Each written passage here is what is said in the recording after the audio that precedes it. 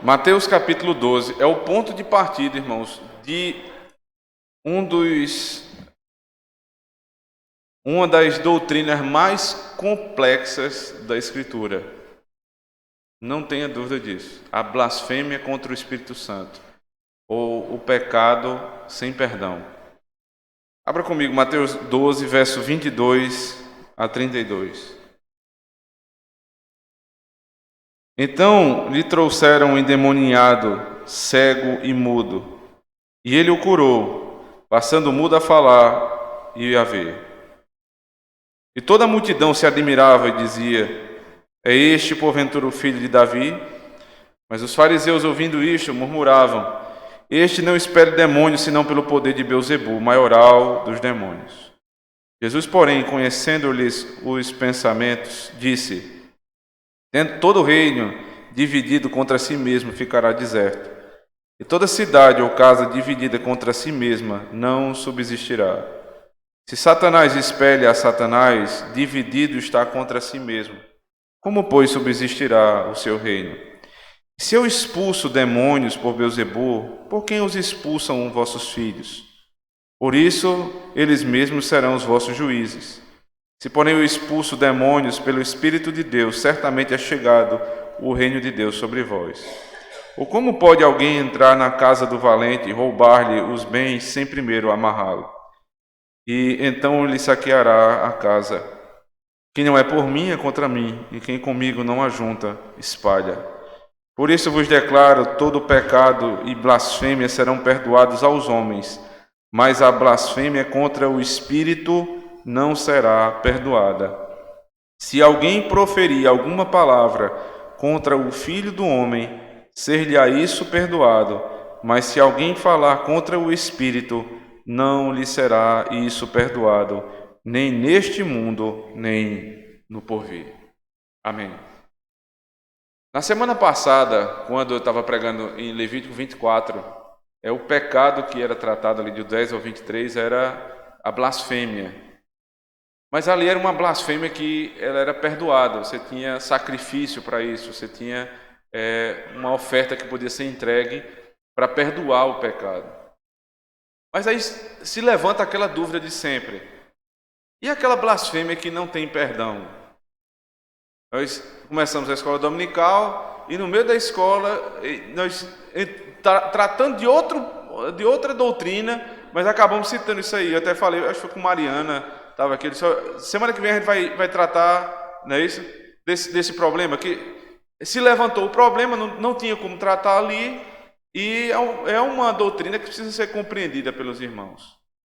E eu digo que precisa ser compreendida não simplesmente para tirar nossa dúvida, não é para satisfazer a nossa curiosidade, mas precisa ser compreendida para que você não sofra pensando que pecou contra o Espírito Santo, que caiu nesse erro e que você está com sua vida completamente destruída. Então, é preciso compreender, irmãos, exatamente o que essa doutrina diz.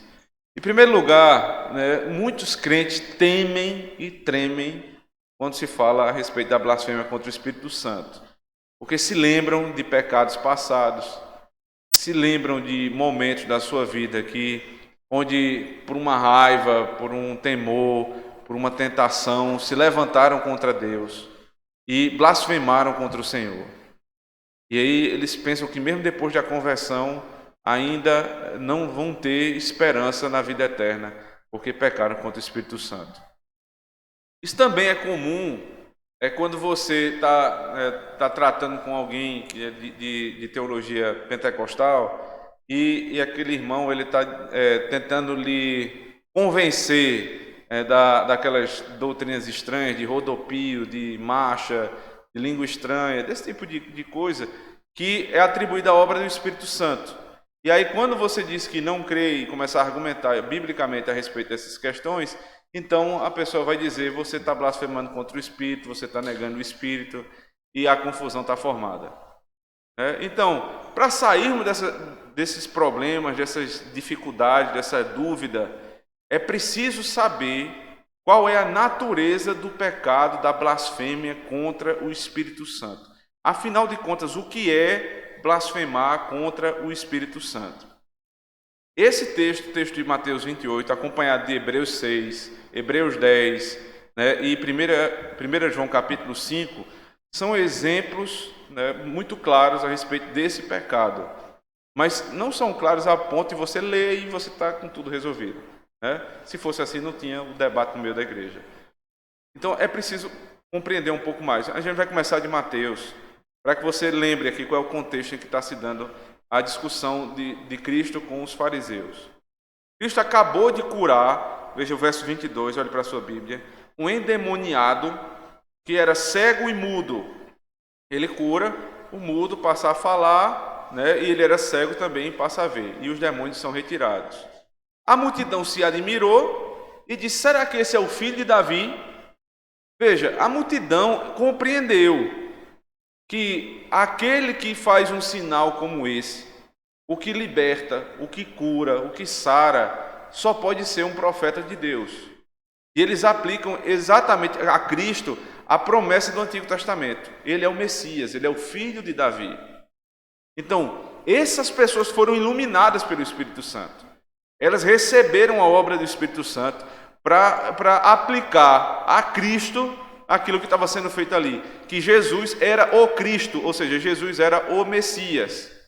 Mas qual é a oposição que se levanta aqui? Verso 24. Mas, veja a sua Bíblia, os fariseus, ouvindo isto, murmuravam: este não expele demônios, senão pelo poder de Beelzebu, maioral dos demônios. Uns disseram: ele está demonstrando que é o filho de Davi, ou seja, ele é o Messias. Essas pessoas aplicavam a obra de Cristo, né, a obra divina. Os outros disseram: não, ele expele demônios por conta de um demônio maior de todos, que é chamado Beelzebu. E aplicaram a obra de Jesus a Satanás.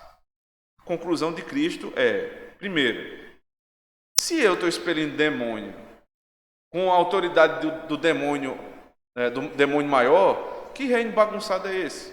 Né? Que bagunça é essa? Quer dizer, um reino dividido não vai subsistir. Mas se um demônio expulsa outro, como é que eles vão crescer? Esse reino a tendência é se destruir. Então vocês não deveriam se preocupar com um reino que se autodestrói. Mas, se eu estou fazendo estas coisas com o poder do Espírito, com o poder de Deus, então é chegado o reino de Deus. Porque ele se remete à conclusão das pessoas que viram. Porque os sinais eram a comprovação da vinda do Messias. Por isso que tantos sinais foram feitos ali no período dos evangelhos e depois dos apóstolos, para comprovar que Cristo era o Messias, ou Jesus era o Messias. É para não ser redundante, porque Cristo e Messias é a mesma coisa. Então, Jesus era o Messias e os apóstolos eram enviados do Messias. Por isso, tantos sinais. Então, o que é o pecado contra o Espírito Santo? Ele diz, verso 30, quem não é por mim, é contra mim. Quem comigo não ajunta, espalha. Por isso, ou seja, por conta do que ele disse até agora, eu vos declaro, todo pecado e blasfêmia serão perdoados aos homens, mas a blasfêmia contra o Espírito não será perdoada. Eu pergunto aos irmãos, o que é então o pecado, né, que é chamado blasfêmia contra o Espírito, à luz desse texto? Alguém consegue explicar? Não recebeu o Evangelho. Rejeitar o Evangelho. Mais alguém? Ayrton.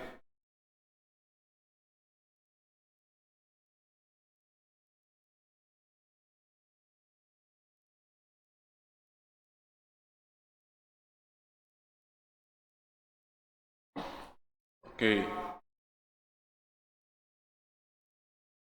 Isso. Rejeitar o Evangelho e também atribuir a Satanás a obra que é a obra do Espírito. Mais alguém? Se você tiver com um catecismo maior da igreja aí na sua mão, a Bíblia de Genebra, lá no final vai ter Catecismo Maior de Westminster. perguntas 57 em diante.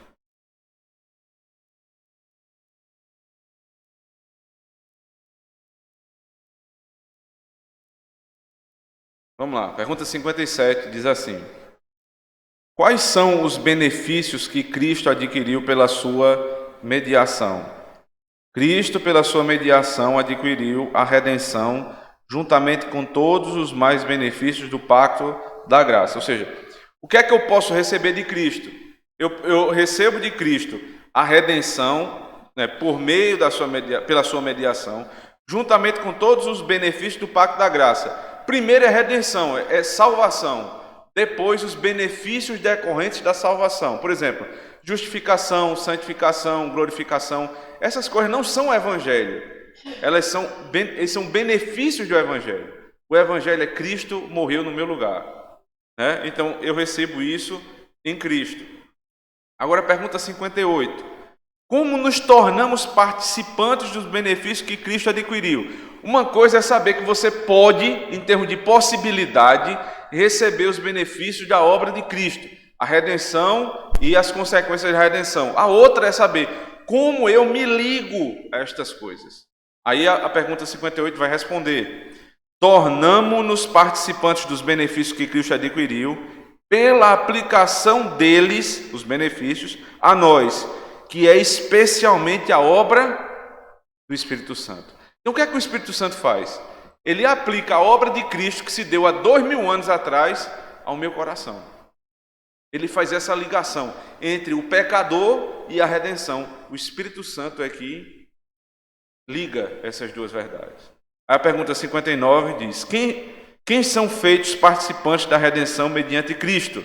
Veja, um é a possibilidade, o outro é a estrutura para que isso se dê, e depois as pessoas que realmente receberam essa obra. A redenção é aplicada e eficazmente comunicada a todos aqueles para quem Cristo a adquiriu, as quais são nesta vida habilitados pelo Espírito Santo a crer em Cristo, conforme o Evangelho. Ou seja, quem vai receber todas essas coisas? Quem recebe a obra do Espírito. Logo, quem nega a obra do Espírito não recebe a redenção e os benefícios da redenção, porque rejeitou a obra de Cristo pela mediação do Espírito. Logo, o pecado contra o Espírito Santo é pecado contra Cristo e é pecado contra o Pai, porque a salvação ela é trinitariana. Veja comigo, Efésios capítulo 1, por favor. Irmãos, se tiverem dúvidas, fiquem à vontade para perguntar. Verso 3. Bendito, capítulo 1, verso 3, né? Efésios 1, 3. Bendito Deus e Pai de nosso Senhor Jesus Cristo, que nos tem abençoado com toda sorte de bênção espiritual nas regiões celestiais em Cristo, assim como nos escolheu nele, antes da fundação do mundo, para sermos santos e irrepreensíveis perante ele, e em amor nos predestinou para ele. Qual é a obra do Pai aqui? A obra da primeira pessoa?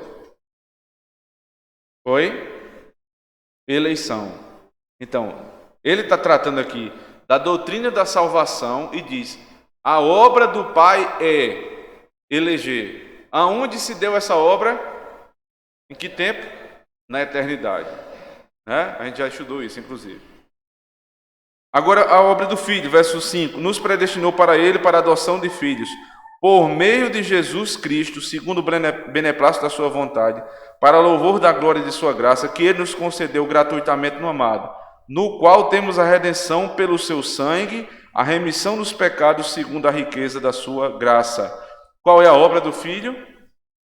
Expiação. Ele morreu pelo nosso pecado. Ele remiu o nosso pecado, pagou a dívida. Agora, verso 13. Em quem também vós, depois que ouvistes a palavra da verdade, o evangelho da vossa salvação, tendo nele também crido, fostes selados com o Santo Espírito da promessa, o qual é o penhor da nossa herança, até o resgate da sua propriedade, em louvor da sua glória. Então veja, o Pai elegeu, o Filho morreu. Mas essa verdade, como ela vai ser recebida por mim? Lembre-se das perguntas do catecismo. Como o catecismo é didático para explicar isso aqui? Ele diz, pelo poder do Espírito. Qual é o meio que o Espírito age? Pela pregação da palavra. Ou seja, você precisa ouvir a palavra e, tendo ouvido a palavra, precisa ter sido eleito por Deus na eternidade, tendo Cristo sido morto por você e a operação do Espírito no seu coração, você é salvo. Então, se você ouviu o evangelho da vossa salvação e creu, que ele diz, tendo nele crido, foste selados com o Espírito da promessa. Qual é a obra do Espírito? Selar ou aplicar a obra de Cristo, né, segunda pessoa da Trindade, de Deus Pai, primeira pessoa da Trindade, em mim. Aí, meu irmão, por favor, não ache que pecar contra o Espírito Santo é superior a pecar contra o Pai ou contra o Filho. Porque quando você peca contra o Espírito Santo, na verdade você peca contra o Pai e peca contra o Filho. Porque a salvação ela é trinitária. Qual a diferença então? É porque, isso é um puritano explicando, né? Ele diz que se você peca contra o Pai, se você pecar contra o Pai, então a santificação do Filho pode lhe salvar. Se você peca contra o Filho, a intercessão do Espírito pode lhe fazer confessar seu pecado. Mas se você pecar contra o Espírito, que é justamente aquele que lhe convence do pecado contra o Pai e contra o Filho, você não tem salvação. Você entende? Você pecar contra o Espírito é você pecar contra a obra que iria lhe salvar. Você está rejeitando o que lhe foi dado, você está se opondo e se levantando contra o Espírito Santo. Se você peca contra o Pai, o Filho lhe santifica. Se você peca contra o Filho, o Espírito pode interceder para que você se arrependa. Mas se você peca contra aquele que lhe convence do pecado, da justiça e do juízo, não tem salvação. Esse é o primeiro ponto. Isso não quer dizer, irmãos, que esse pecado limita Deus. Alguém vai poder pensar assim, ora, então Cristo, na sua obra, ele tem poder para me curar, para me lavar, para me remir de quase todo pecado, menos desse pecado. Não. A Bíblia diz que ele é justo para nos perdoar todo pecado. Qualquer pecado pode ser perdoado pelo poder da cruz do Senhor Jesus Cristo. Agora, por que esse pecado não é perdoado? Porque esse pecado é a rejeição da obra de Cristo. Você entende? Você não creu. A estrutura que foi dada é: você precisa crer para você ser salvo. Aí você diz: eu não creio, eu rejeito e me oponho. Então não tem salvação. Não é que Deus foi limitado no seu poder. É porque ele deixou uma estrutura de salvação e você rejeita ela. Você não aceita esse tipo de salvação. Você quer a salvação por si mesmo. Calvino vai dizer assim, comentando sobre esse ponto: tais pessoas, as que rejeitam, foram entregues a um estado mental reprovável, estão destituídas do Espírito Santo e não podem fazer outra coisa senão, com suas mentes obstinadas, se tornarem piores e piores, acrescentando mais pecado ao seu pecado. Essas pessoas que estão assim, elas foram entregues a um estado tão miserável, deplorável, que elas não têm mais sensibilidade contra o pecado. Quando eu preguei em Mateus 12, do 22 ao 32, rapidamente não elaborei muito esse ponto, porque o sermão é extenso, mas eu me lembro de ter dito que se os irmãos têm algum tipo de receio de pecar contra de cair nesse pecado, se os irmãos têm algum medo Então, só a sensibilidade que você tem de pecar já está demonstrando que você não pecou contra esse pecado. Porque este pecado é justamente retirar a sensibilidade do crente e perceber, né, a loucura que ele está se dando. Porque o Espírito Santo, o trabalho do Espírito Santo é convencimento do pecado. E se você não tem mais convencimento nenhum do pecado, é porque você rejeitou o Espírito Santo completamente. Alguma dúvida até aqui? Caio.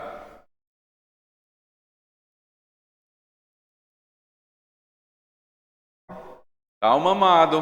Não seja tão apressado assim. Nós vamos chegar aí agora. Não tem dúvida. Pode alguém cair nesse pecado e ainda ter chance de ser perdoado? Essa é uma pergunta que Caio acabou de fazer e responder, né? Vamos lá. Primeira carta de Paulo a Timóteo, capítulo 1.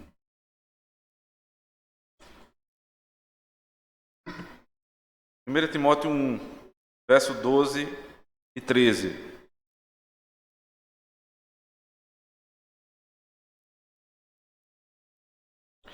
Sou grato para com aquele que me fortaleceu, Cristo Jesus, nosso Senhor, que me considerou fiel, designando-me para o ministério. A mim, que noutro tempo era blasfemo e perseguidor e insolente, mas obtive misericórdia, pois o fiz na ignorância, na incredulidade. Então, se você perguntar, existe alguma possibilidade de alguém pecar contra o Espírito Santo e mesmo assim ser salvo? Sim, existe, porque Paulo passou por isso. Paulo, ele diz, eu não só fui blasfemo, eu blasfemei com minha boca, eu persegui a igreja e eu fui insolente. Ou seja, eu tripudiei das coisas santas. Mas sabe por que Deus teve misericórdia de mim? Porque eu não sabia o que eu estava fazendo. Você se lembra do que Cristo diz quando está na cruz do Calvário? Aqueles que estavam matando ele, ele olha e diz, Pai, perdoa-lhes porque não sabem o que fazem. Eles estavam no tempo da ignorância. Por isso que Cristo intercede por eles. E muitos ali se convertem. Mataram Cristo e depois se converteram. Blasfemaram do Senhor, riram dele, esbofetearam o rosto dele, cuspiram nele. Foram salvos. Porque fizeram na ignorância, na incredulidade. Estevão, quando está sendo martirizado em Atos, ele diz a mesma coisa. Eles não sabem o que fazem. Atos capítulo 17, verso 30, mais uma vez, não sabem o que fazem. Então esse é o ponto. Eu não sei o que eu estou fazendo. Abra Atos 26, por favor.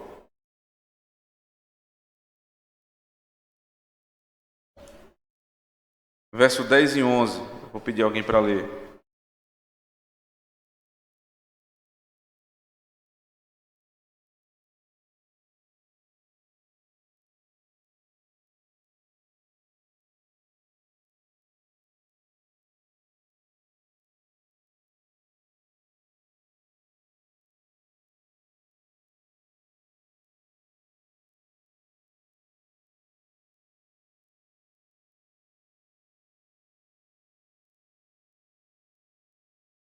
E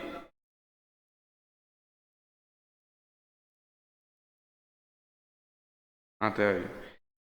Paulo está dizendo assim, eu procedi assim em Jerusalém, recebi a autorização dos principais sacerdotes, encerrei muitos irmãos santos, veja, perceba o detalhe, encerrei muitos dos santos nas prisões, e contra estes dava meu voto quando os matavam. Muitas vezes os castiguei por todas as sinagogas, obrigando-os até a blasfemar. Você imagina a situação dos crentes. Eles eram presos pelo apóstolo Paulo, antes de ser apóstolo, obviamente. Eles eram perseguidos, eram forçados a blasfemar, a negar o nome de Cristo. Aí você diz, então, quem nega o nome de Cristo, aquele que nega meu nome na terra, eu vou negar no céu, né? Então esses aqui não se salvaram. Mas não é assim que Lucas trata quando escreve Atos. Ele diz, pelas palavras de Paulo, encerrei, verso 10, muitos dos santos. Veja, eles criam no Evangelho. Eles nunca desconfiaram de Deus. Eles criam na obra de Cristo, na obra do Espírito, na eleição do Pai. Mas por conta da perseguição, por conta de uma tentação, para não morrer, eles foram obrigados a blasfemar. Mas a Bíblia continua tratando esses homens como santos. Então, se você peca na incredulidade, se você cometeu esse pecado na ignorância, na incredulidade, que você não conhecia, você não pecou, né, no sentido de que você nunca vai ter perdão.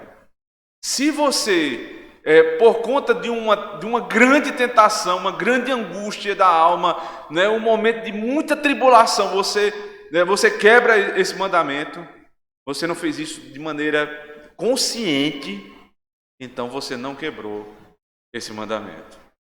Agora, quem não tem perdão? Abra comigo Hebreus capítulo 6.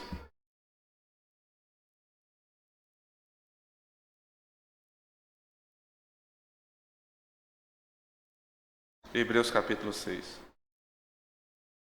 Verso 4 em diante.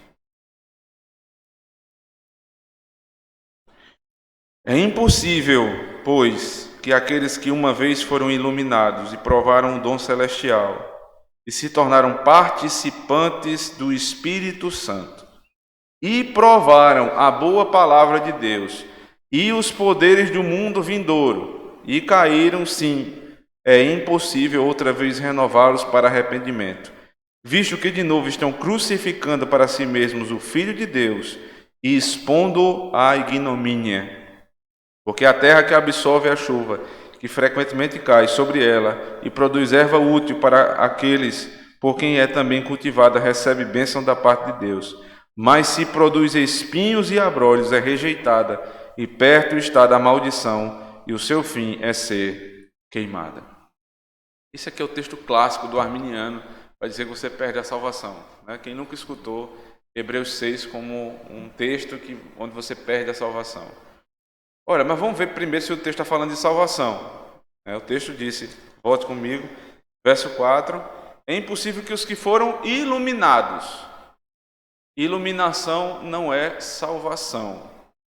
Iluminação é, você teve oportunidade de ser apresentado ao Evangelho. Deus iluminou sua mente para você entender. E aí é um ponto onde a gente chama da pessoa que foi convencida. A pessoa convencida, ela já não é mais ignorante, que foi o primeiro estágio que nós vimos. Paulo não se considerava pecador nesse ponto porque ele era ignorante, não era convencido. Mas quando ele foi apresentado ao Evangelho, ele foi salvo, porque não rejeitou.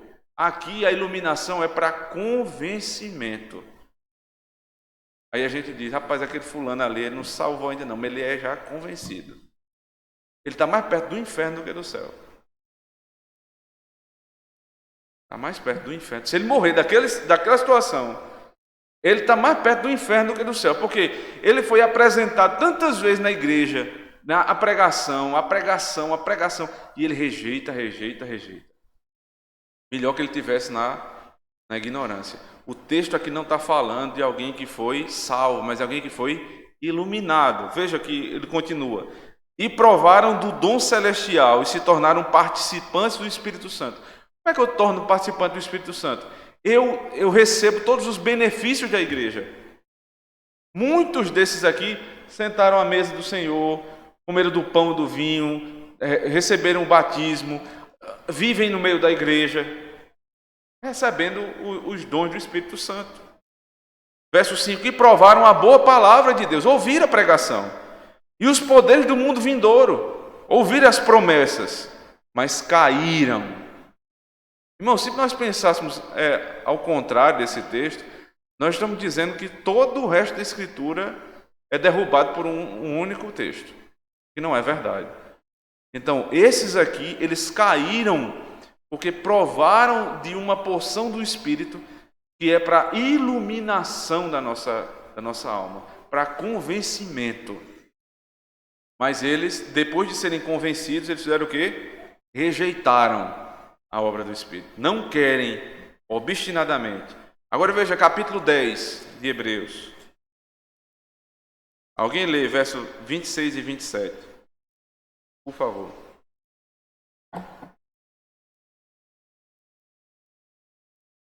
Oi, Elisanca. Antes de ler, deixa a Elisanca falar.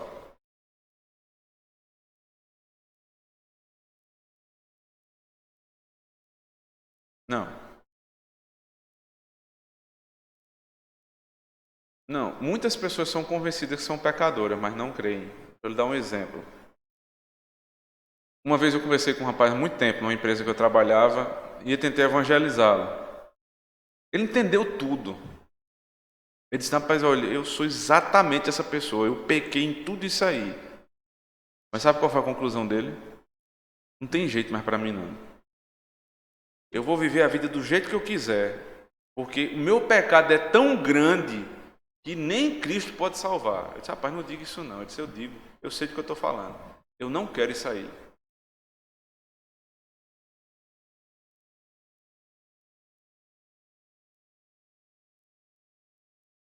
Mas ele compreendeu que Cristo salva todo pecado. Ele só está dizendo, o meu não. Porque o que é a obra do Espírito Santo que a gente viu lá atrás? É aplicar a obra de Cristo a quem? A mim. Ele está dizendo, pode servir para todo mundo, mas menos para mim. Para qualquer pessoa Cristo pode salvar, mas para mim não. Eu entendo o que você está dizendo. Ele não compreendeu completamente. Mas ele entendeu que para que alguém seja salvo, precisa Cristo morrer. Aí ele disse, pode morrer por todo mundo e pode salvar qualquer um, menos a mim. Porque faltou a obra do Espírito Santo, que é aplicar o benefício de Cristo a mim. Isso ele nunca conseguiu ter. Ele blasfemava dia após dia e viveu cada dia mais no pecado, no pecado, no pecado. Tem uma vida destruída hoje. Eu vou dar uma ilustração daqui a pouco para a gente entender essa questão do orgulho.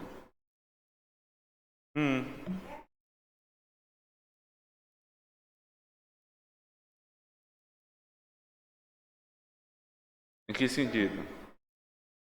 Pode, Paulo é um grande exemplo disso, né? Blasfemou. Mas na ignorância. Não.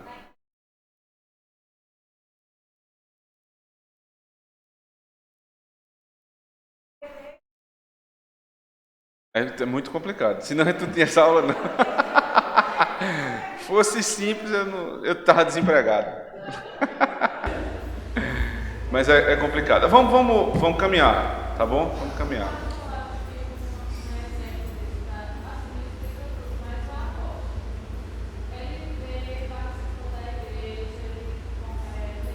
Judas, né? Perfeito. Tesoureiro da igreja. Viu, seu tesoureiro? Você é oriente, viu? Se lembra do caso de Judas.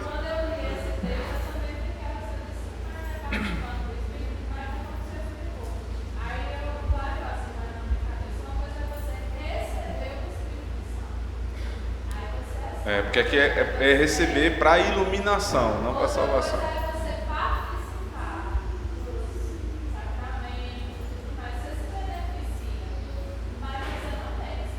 Perfeito.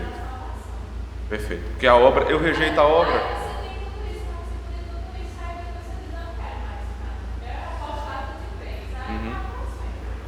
Vamos ver a principal característica disso aí. Só um minutinho, tá, William? A principal característica que talvez tire boa parte das dúvidas dos irmãos. Hebreus 10, 26.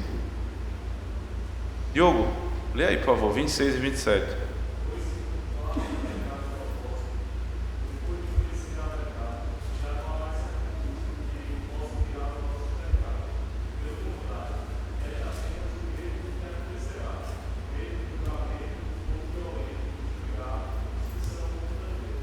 Quando é que não tem mais sacrifício por você? Lembre, o sistema sacrificial, ele tinha diversos tipos de sacrifício para diversos tipos de pecado. Só tinha um pecado pelo qual não tinha não existia sacrifício. Era o pecado do obstinado, do deliberado. Então, aqui o autor da carta aos Hebreus, se lembrando do sistema sacrificial, mas aplicando a Cristo, está dizendo: se nós vivemos deliberadamente em pecado, não na ignorância, mas quando? Depois de termos recebido o pleno conhecimento da verdade. Não é a salvação, mas o conhecimento da verdade. Já não resta sacrifício pelos pecados. Pelo contrário, certa expectação horrível de juízo e fogo vingador prestes a consumir os adversários. Então, se eu vivo deliberadamente no pecado, eu não tenho mais esperança, porque eu já estou rejeitando a obra do Espírito Santo. Essa é a característica externa mais clara para alguém que vive blasfemando contra o Espírito Santo. Ele vive em pecado deliberado. Cunha.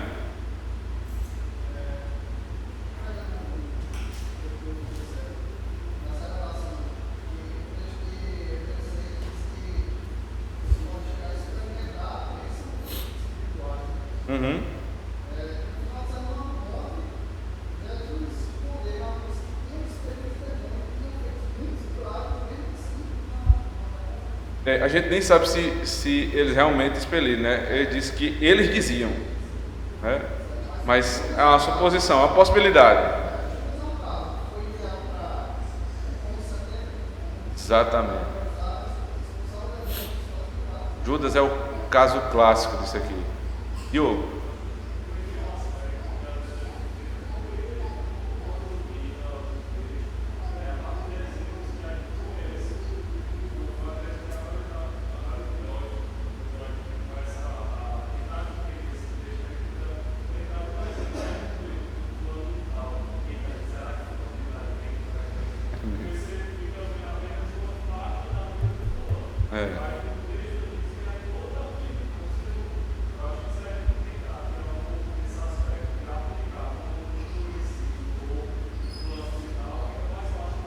Muito bom, Diogo.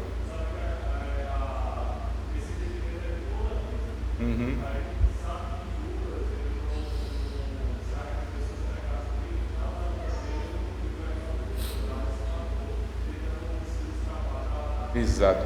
A gente sabe que Judas pecou, quebrou esse mandamento, porque o narrador que narra a história de Judas é onisciente. Ele sabe de todas as coisas. Ele diz que ele era o homem da perdição, que vai ser dito lá em 1 João capítulo 3, verso 12.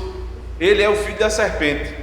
Então, por saber de Judas, aí a gente tenta aplicar fulaninho e cicaninho, mas você não é onisciente a respeito da vida de fulano e ciclano. Então entenda isso. Esse é um pecado que é muito, muito particular. É de compreensão muito particular. Você, para dizer que uma pessoa pecou contra o Espírito Santo, não é tão fácil assim. Mas ainda entendo que a maneira mais clara, externa, para você evidenciar esse pecado é a deliberada vida de pecado. Alguém que vive uma vida deliberada de pecado, ele rejeita a obra do Espírito Santo. Isso se ele recebeu conhecimento a respeito da palavra da verdade. Quem mais tinha pedido? Messias, depois Ayrton.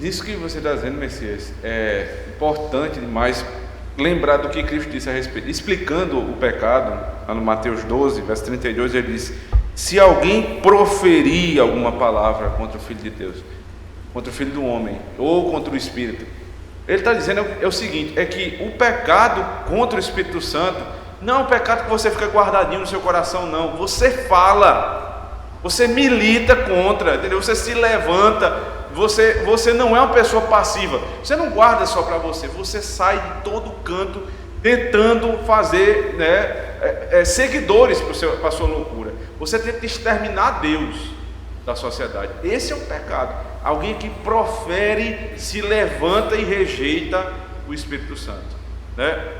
Só para deixar claro esse ponto, né, a respeito de alguém que se levanta contra o Senhor, nas pesquisas que eu fiz, né, lembre-se, por exemplo, um homem que entendo eu, talvez um exemplo muito claro disso aí, o deputado federal Jean Willis. Por quê? Ele não é só um incrédulo. Ele é alguém que ele se levanta contra a religião verdadeira. Ele persegue, ele fala mal, e ele diz que enquanto não for destruído esse tipo de pensamento que nós temos na igreja, não vai ter esperança para o que ele quer implantar. Então essa é uma pessoa que notoriamente, deliberadamente, voluntariamente se levanta e rejeita o Espírito Santo. Eu não sei até que ponto ele tem conhecimento, mas ele fala com muita propriedade. Então talvez seja um exemplo. Eu concordo ainda com o Diogo, é melhor a gente entender a doutrina, né, do que sair tentando aplicar a casos que a gente conhece. Alguém tinha levantado a mão aí? Ayrton.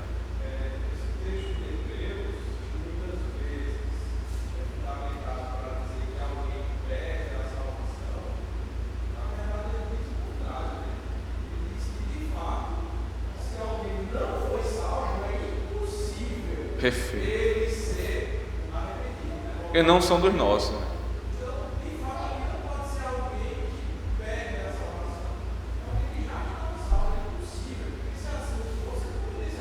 Exato. É porque ele não era, por isso que não pode voltar. Mais alguém para a gente terminar aqui? Caio.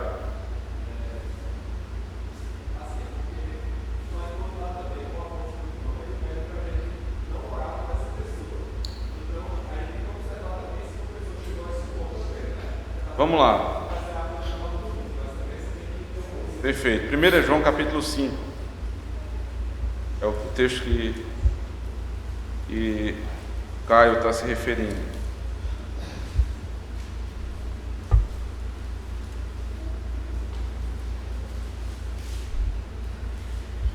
Verso 13.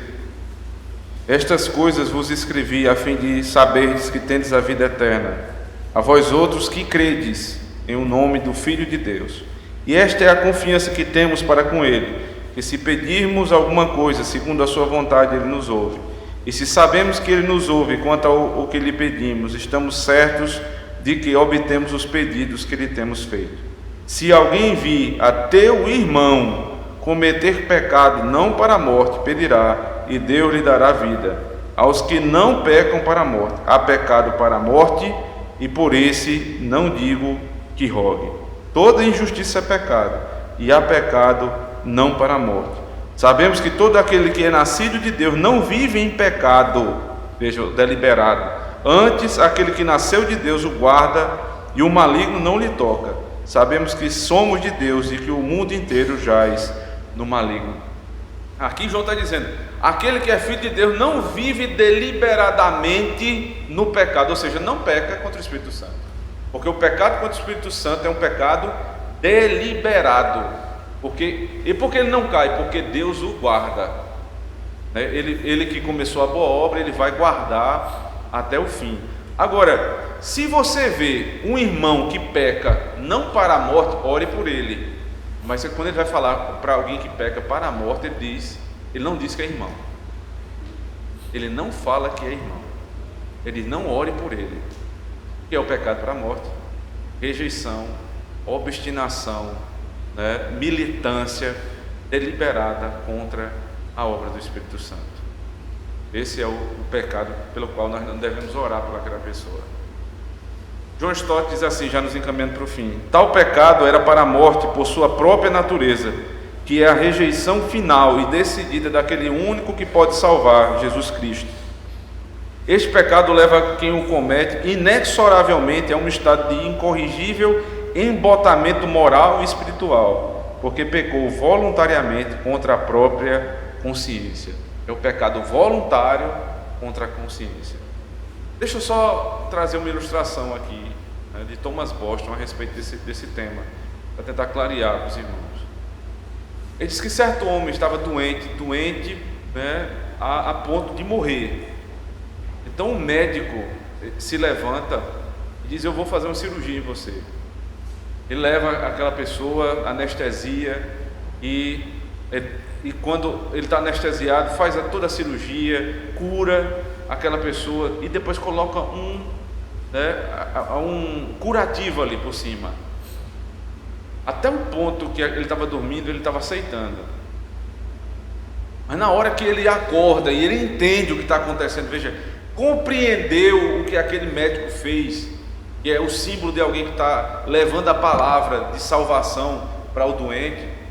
Quando ele conhece aquilo ali, vê o curativo, ele arranca o curativo que está dando cura a ele, joga na cara do médico e diz: eu não quero sua cura. Ele sabe do que está acontecendo, ele sabe que era a única cura que ele teria, mas ele rejeita de maneira obstinada a cura que foi providenciada. Logo, irmão, se você não rejeita dessa maneira a obra de salvação de Cristo por meio da intercessão do Espírito, você não peca contra o Espírito Santo. Se você tem medo de pecar contra o Espírito Santo, você não peca contra o Espírito Santo. Porque, como vimos aqui, é um estado que a pessoa se encontra que não tem mais freio para ele. Ele simplesmente se entrega ao pecado e vive deliberadamente o pecado. 3 últimas aplicações para a gente entender isso aqui. Primeiro, isso aqui é um conforto para o crente e é um alerta terrível para quem caiu nesse pecado. Se você é crente, você tem que sair daqui confortado, e o Senhor lhe guarda do maligno. Ele não vai permitir que você blasfeme contra o Espírito Santo. Em segundo lugar, é muito provável que alguns dos irmãos já tenham se perguntado se caiu ou não caiu nesse pecado, porque sabem, conhecem o seu coração, sabem das suas dúvidas, da incredulidade, da malícia da nossa intimidade. Mas lembre, o pecado contra o Espírito Santo, ele é proferido. Você não consegue guardar no coração, você se levanta contra. Você milita contra aquilo ali, tem conhecimento, mas milita contra a obra de salvação do Senhor. E por fim, você conhece o Evangelho, e quanto mais você conhece o Evangelho, você tem que manter o medo, o temor, para não cair nesse pecado. Não é porque você sabe que o crente não cai que você vai viver de maneira irresponsável, mas porque você conhece seu coração. Você vai vigiar todo dia para santificar o nome do Senhor no seu coração e não permitir que nem você nem ninguém da sua casa caia nesse tremendo pecado de blasfemar contra o nosso Deus. Os temores, as dúvidas, as angústias podem nos levar a muitos pecados terríveis, irmãos, mas nenhum deles pode levar o eleito de Deus a pecar contra o Espírito Santo. Amém. Não tinha alguma dúvida ainda, algum comentário? Ninguém? Então vamos lá. Vou pedir a Messias que faça uma oração agradecendo a Deus pela escola dominical. Até logo mais à noite, irmãos.